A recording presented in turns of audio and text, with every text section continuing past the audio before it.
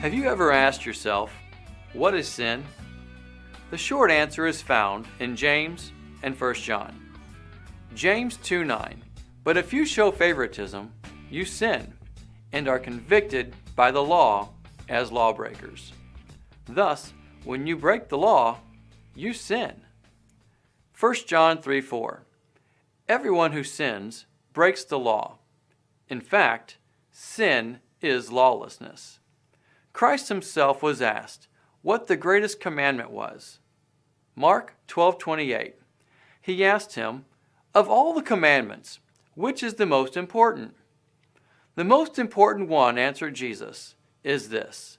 Hear, O Israel, the Lord our God, the Lord is one. Love the Lord your God with all your heart, and with all your soul, and with all your mind, and with all your strength. The second is this. Love your neighbor as yourself. There is no commandment greater than these. So then, by the words of Christ himself, we are to love the Lord with all our being and not just our actions. Yet, how do we love the Lord?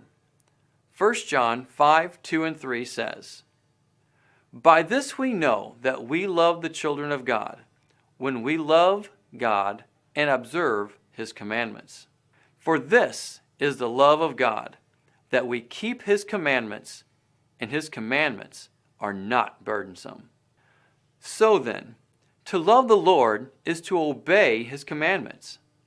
But note that we are not to just love him in what we do, our strength, but in every aspect of our life. We are to love him, obey his commands, in our hearts, in that which we hold dear, our soul, which is our will, and our mind, which is our thoughts. This is why Christ expounded so much in Matthew chapter 5, when he said things like, you have heard that it was said, do not commit adultery. But I tell you that anyone who looks at a woman lustfully has already committed adultery with her in his heart. He's saying that just because one may not be committing adultery in the physical, the strength, that it does not mean he is not doing so in his heart. That in itself would be breaking the greatest commandment as declared by Christ. This was the purpose of the law from the beginning, that we would obey with all our being. That's why Christ named the greatest commandment. Christ did not make these harder. He simply clarified the issue on the original meaning. It must be noted that one cannot be saved by the law. The book of Galatians speaks directly to those who are trying to be saved by the law and how they were in error. However, though we do not keep the law for salvation, we are supposed to keep the law as a result of our salvation. Romans 3:28 says, for we maintain that a man is justified by faith, apart from observing the law. Then, 3 verses later, do we then nullify the law by this faith? Not at all. Rather, we uphold the law. In fact, James speaks directly to this topic throughout his book. James 2:19, you believe that there is one God. Good. Even the demons believe that and shudder. You foolish man, do you want evidence that faith without deeds is useless? Was not our ancestor Abraham considered righteous for what he did when he offered his son Isaac on the altar? You see that his faith and his actions were working together, and his faith was made complete by what he did. And the scripture was fulfilled that says, Abraham believed God, and it was credited to him as righteousness. And he was called God's friend. You see that a person is justified by what he does, and not by faith alone. And again, James 2:26, as the body without the spirit is dead, so faith without deeds is dead. But what deeds is James talking about? What is the context just before these verses? James 2:8. If you really keep the royal law found in Scripture, love your neighbor as yourself, you are doing right.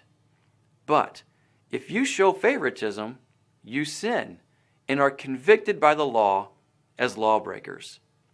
For whoever keeps the whole law, yet stumbles at just one point, is guilty of breaking all of it. For he who said, "Do not commit adultery," also said, "Do not murder."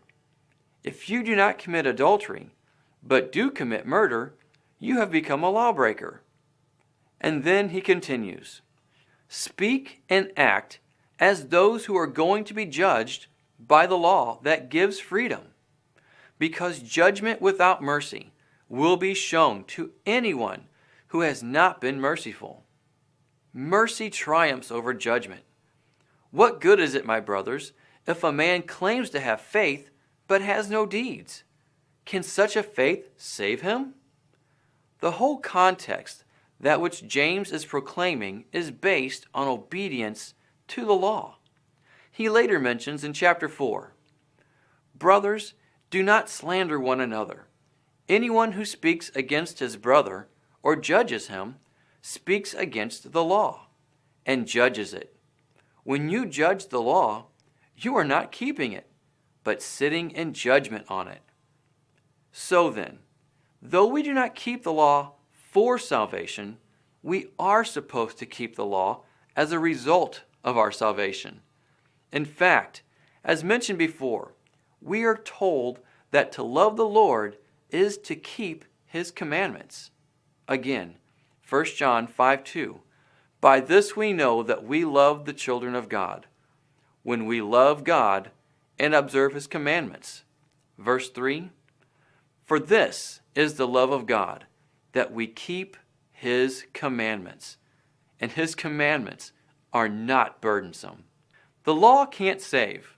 It never could. The law was given for three purposes. 1, to reveal what sin is. 2, to bless us if we keep it. And 3, it curses us if we do not keep it. So, 1, to reveal sin. Romans chapter 7, verse 7. What shall we say then? Is the law sin? Certainly not. Indeed, I would not have known what sin was except through the law. And 2, to bless us if we keep it. And 3, it curses us if we do not keep it. Deuteronomy 11:26. See, I am setting before you today a blessing and a curse. The blessing if you obey the commands of the Lord your God that I am giving you today. The curse if you disobey the commands of the Lord your God and turn from the way that I command you today by following other gods which you have not known. Knowing that sin is breaking God's law, I will conclude with these words from John. 1 John 2, verse 1. My dear children, I write this to you so that you will not sin. But if anybody does sin, we have one who speaks to the Father in our defense, Jesus Christ, the righteous one.